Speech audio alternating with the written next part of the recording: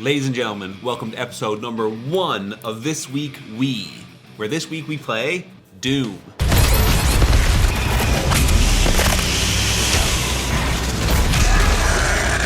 But it's not that Doom. Doom 93, episode 1, Knee Deep in the Dead.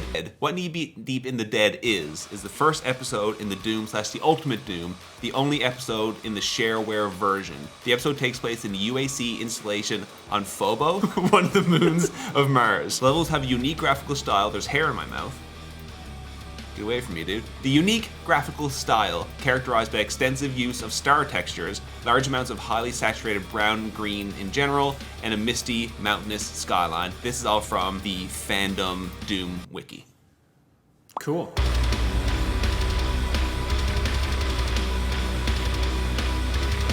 Like, right off the bat for me, going into a game that's almost 30 years old, was that it moves so much better than I thought it was going to. The controls were so smooth, except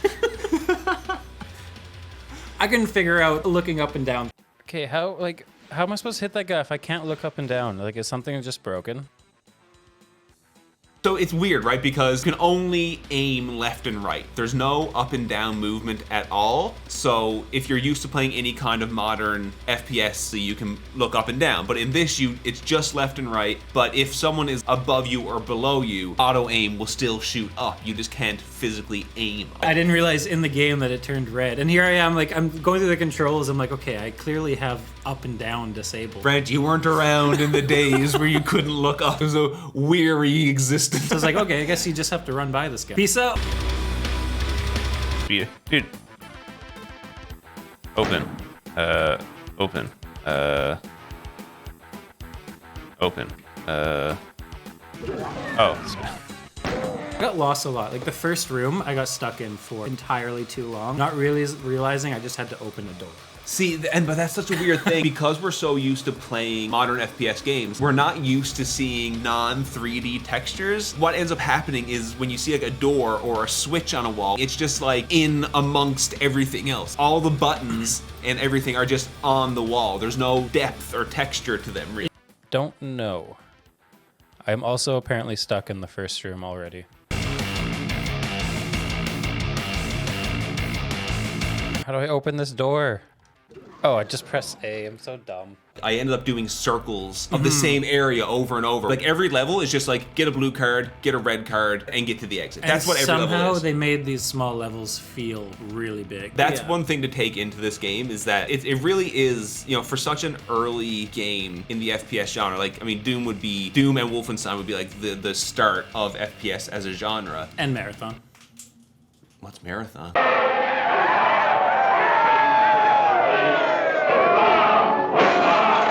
The levels are designed very, very well. Like we said right off the top, if John Romero designed these levels on his own, it's a certain level of a masterclass in level design. The weapons in this game are very, very satisfying to use, and none more satisfying than the shotgun. Oh yeah. How do I get you? Do I shoot it? No, I don't. The other guns that are in the game is you get a fist, a pistol, a shotgun, a chain gun, and a rocket launcher. Brant seemed to think that everything that wasn't a pistol was a BFG.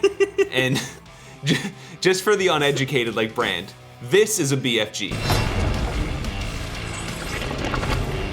Please don't eat me. You think because I'm BFG. I'm a man-gobbling cannibal. The shotgun feels almost weighty. There feels like there's power behind it. The shotgun in Doom feels more weighty than hitting someone with a sledgehammer in Skyrim. Also, damn sniper rifle. It is. The distance that you can hit enemies with this shotgun is insane. It is the most enjoyable weapon in the game by a mile. Decent. Well, the coffee's ready. So yeah, that's Doom. That's the first one. Knee deep in debt or whatever. No, that's just me. Knee deep in debt.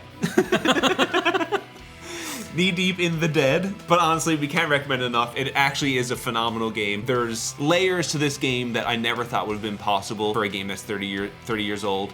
Would recommend anyone taking the time just to play through it. At least play through this part just to see what we're talking about. It's a trip down memory lane. It's nostalgia, or it's if nothing else, it's impressive to see where our FPS games kind of stem from. Yeah, that's great.